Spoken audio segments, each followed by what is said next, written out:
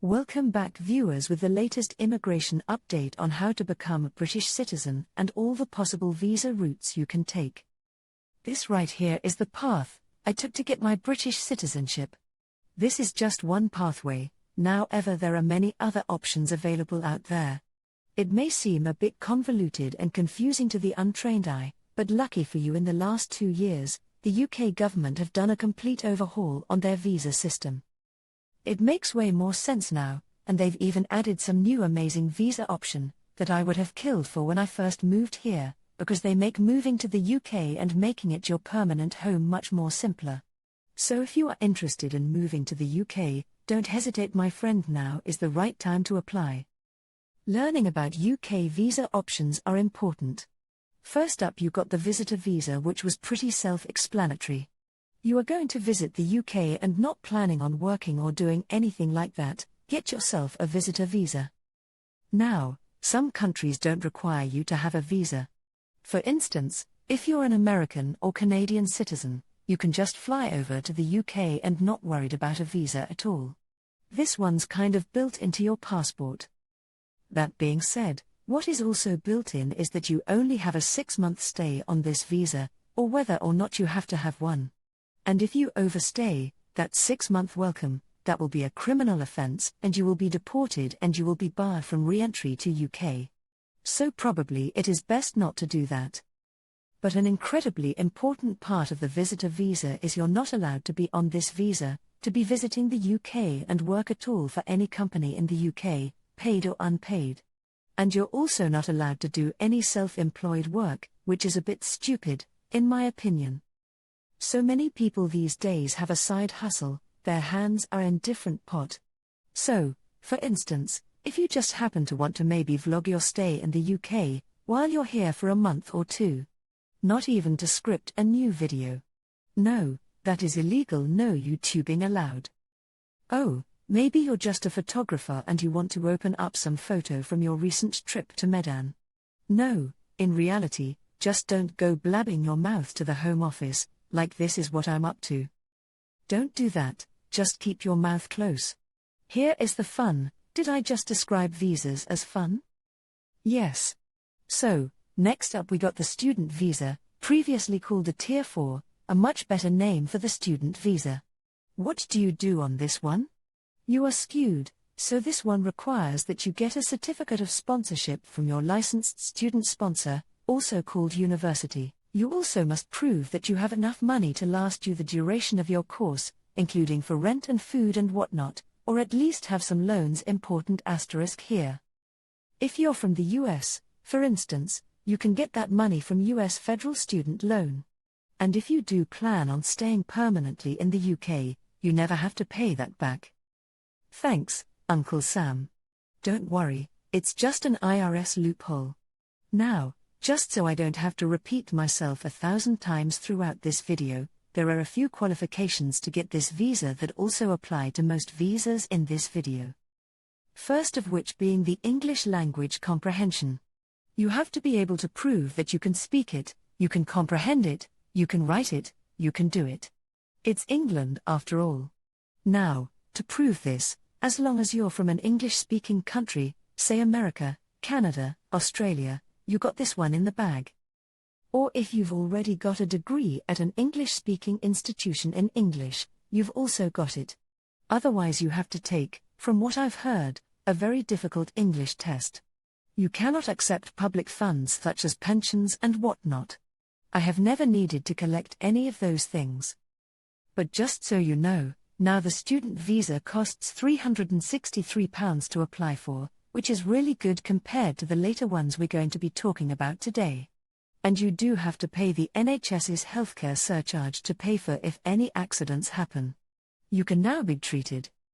That's about £600 a year, depending on how long your course is. Now, if you are on the student visa and you also want to make a bit of spare cash, you are able to do that, but you have some strict limitations.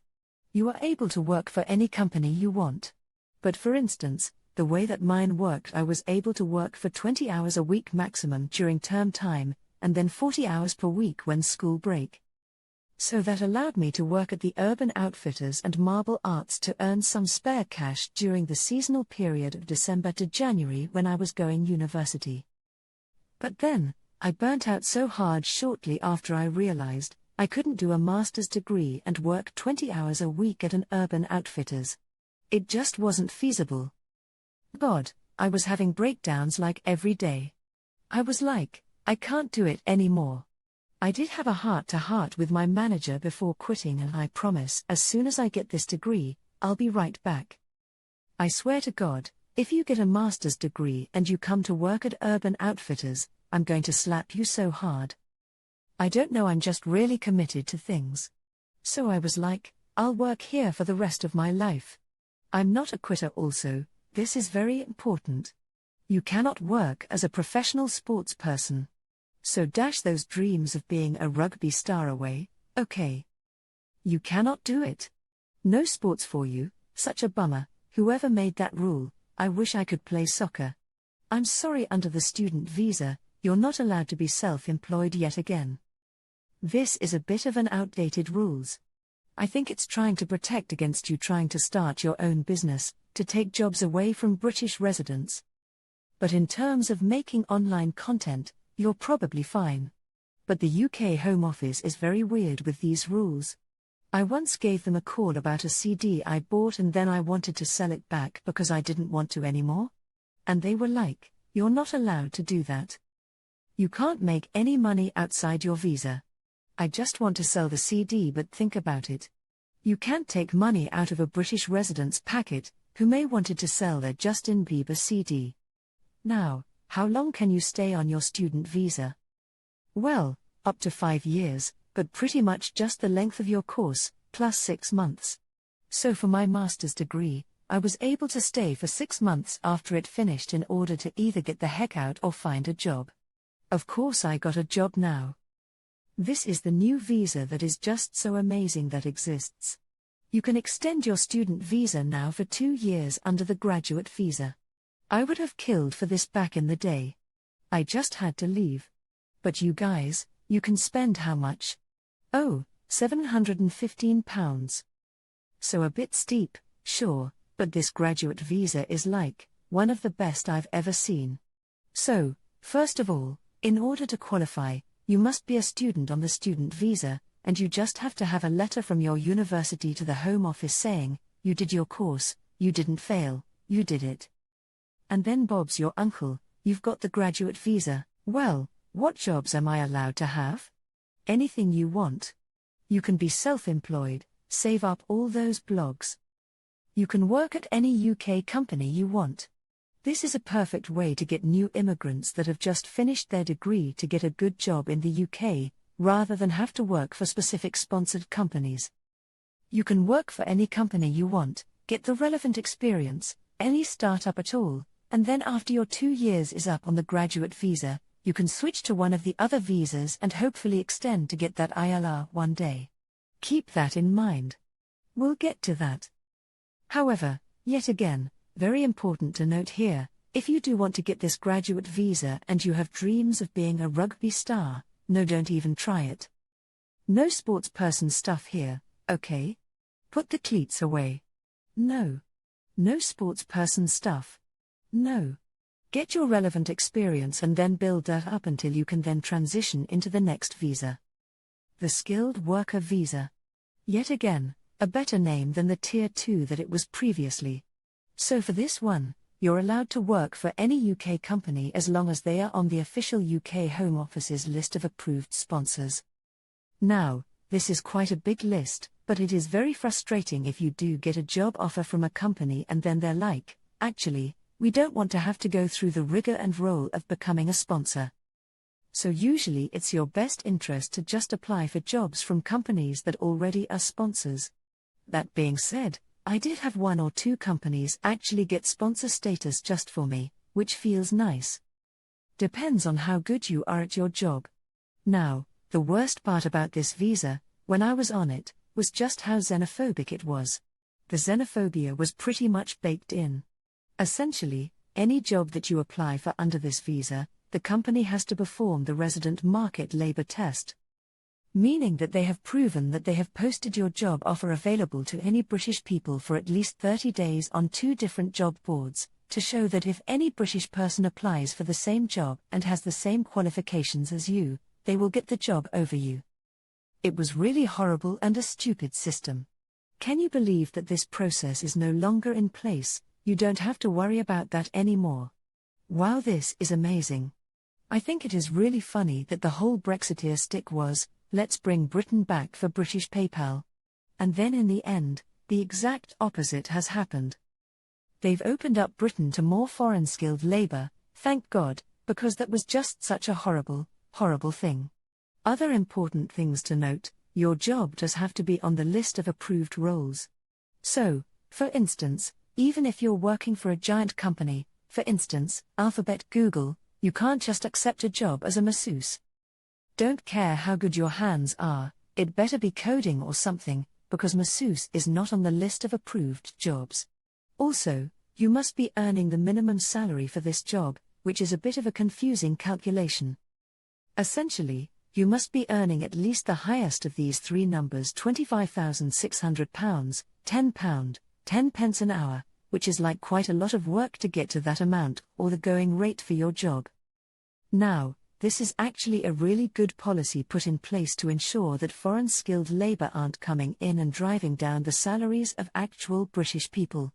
This is so you don't, for instance, pull in some Moldovan engineers and they accept a much cheaper rate than the going rate. Well, that's not very fair. And so whatever the going rate is for that role, you have to be at least that high, unless £25,600 is more. For instance, for my previous roles in marketing, the going rate is £24,400 an hour. So basically, I had to be paid £25,600, as that's the highest of the 3 numbers. Good news for me, I got paid more. But it also meant, hypothetically, the company could hire a British person at less than me, but they never did. So now, under this visa, you're allowed to stay for up to 5 years. And this is the first visa we're talking about today that actually allows you to transition into the ILR, essentially the pre-citizenship.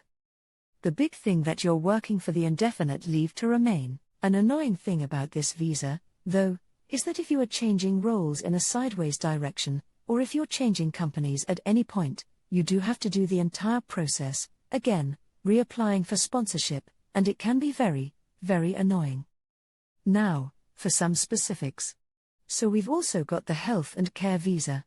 This one's pretty self-explanatory. Are you a qualified nurse, doctor or care worker?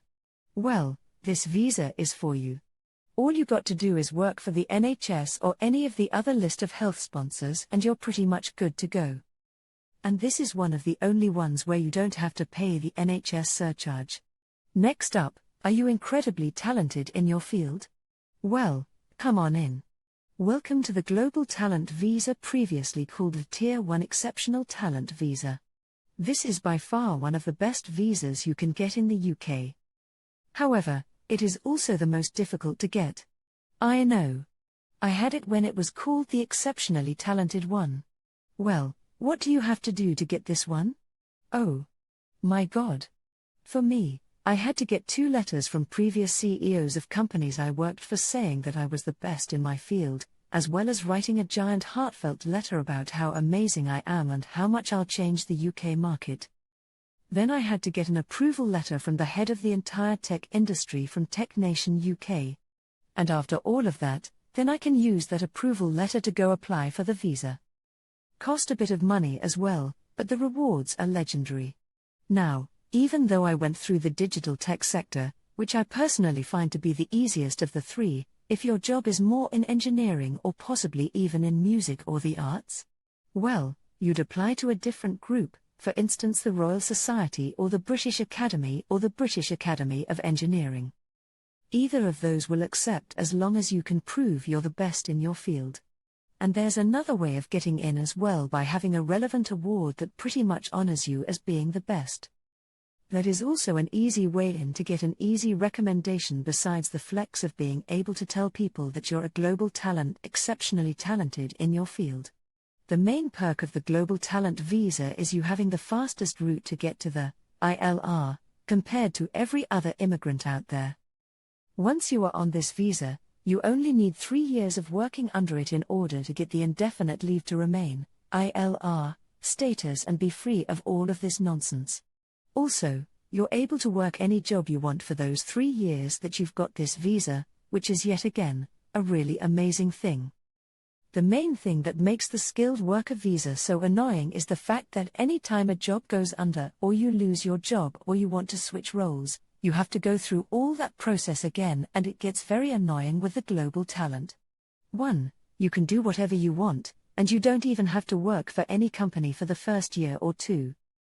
Start a business, find love in gardening.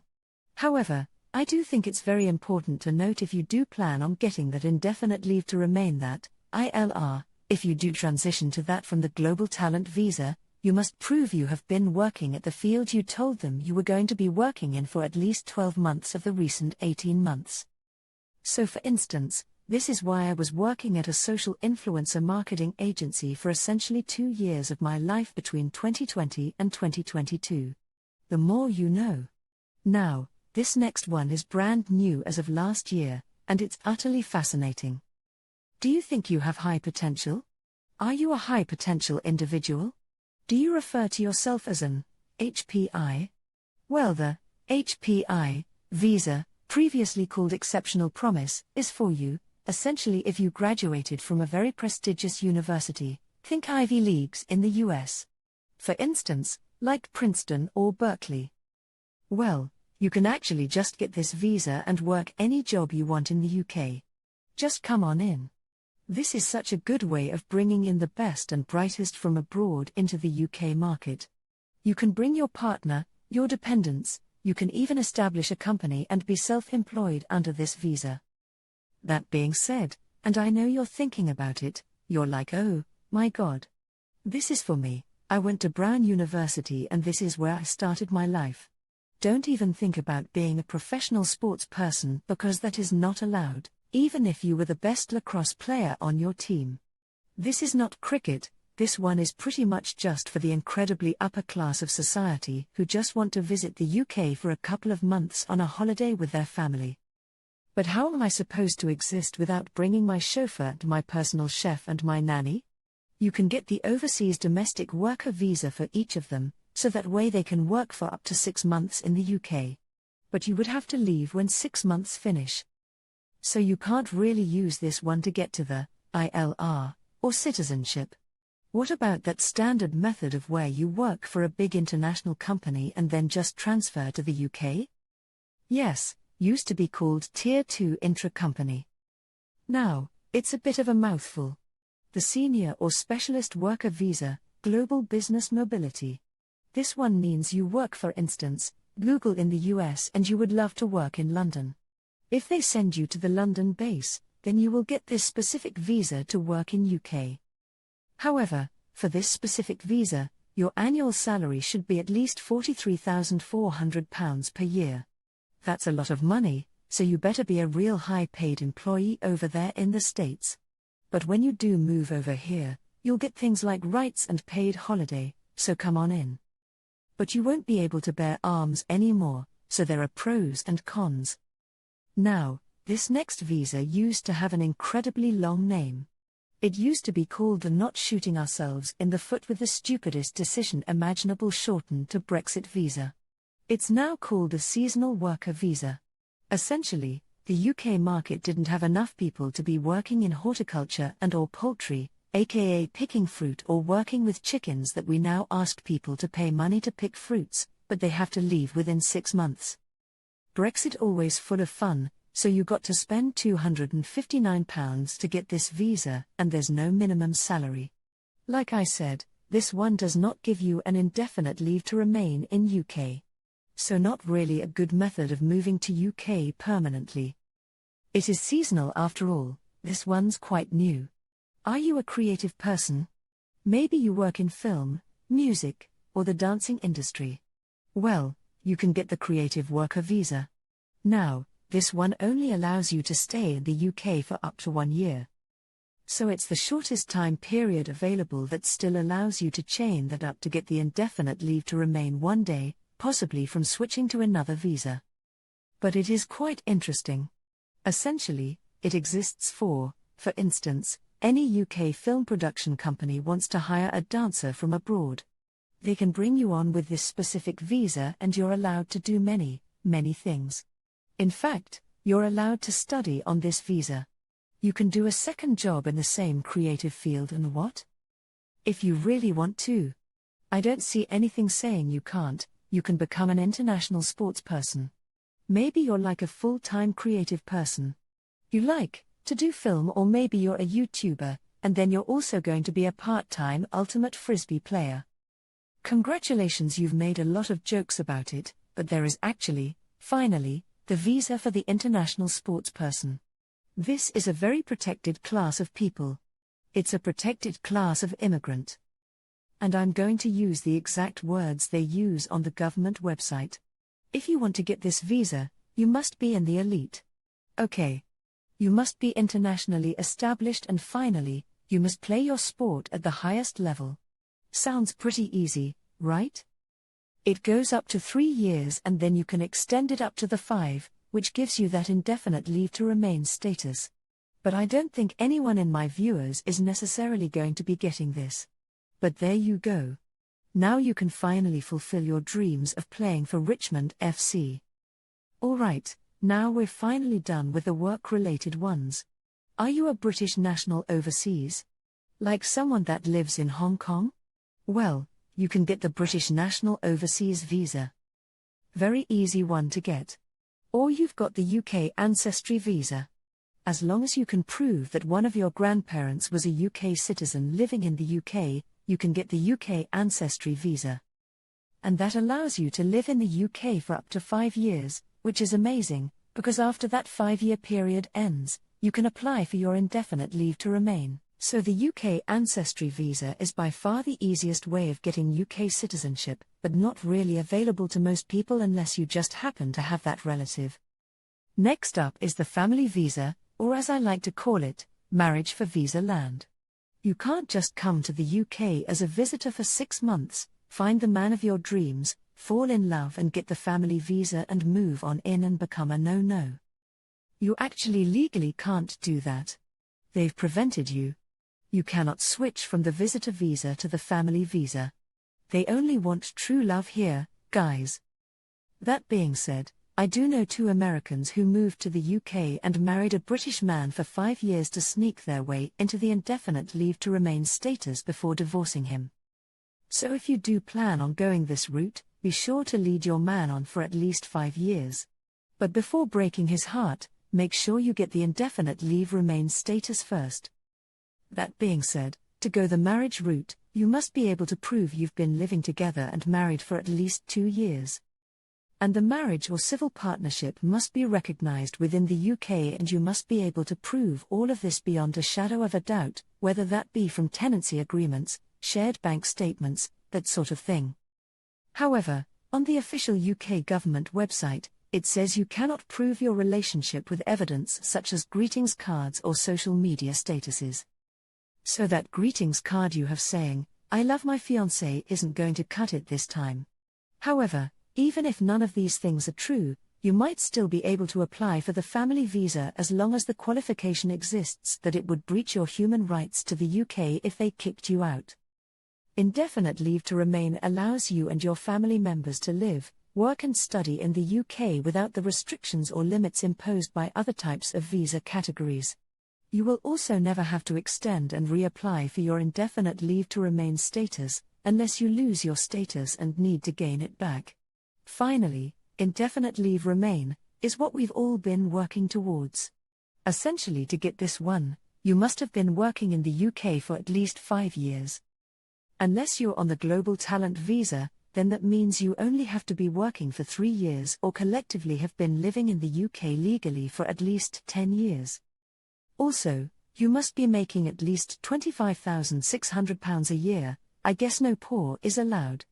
And throughout this whole experience, you better have been learning about the UK, because it's now finally time to pass that dreaded Life in the UK test. I read the Life in the UK book about 2 times and then took about 50 different practice tests, and I passed it on my first go. It was a bit difficult though. However, out of all of the different visas and all of the different costs, this one absolutely takes £2,400. It is the best with indefinite leave to remain. You can work for any company you want. You can be self-employed, you can be a professional sports person, you could do anything you want. You're no longer tied down. And for all intents and purposes, you've got all of the benefits and privileges of citizen. Except voting rights, but I know what you want. You want to get that full citizenship. So next up, citizenship. The only thing you got to do to get it, is to have the indefinite leave to remain for 12 months. That sounds pretty easy, but make sure you've not traveled a huge amount of time in the last 12 months or last 5 years. Rather, as long as you haven't traveled more than 450 days of the last 5 years or 90 days in the last year, you can get it. You have to write an incredibly detailed list of every time you've entered and exited the UK. And as a travel vlogger, who just uploaded some vlogs from Iceland, it was very difficult for me to do that. Also, one of the things you need to make sure to get the citizenship is a good character. That's part of it. You have to be of good character. That's how you know I'm a good guy.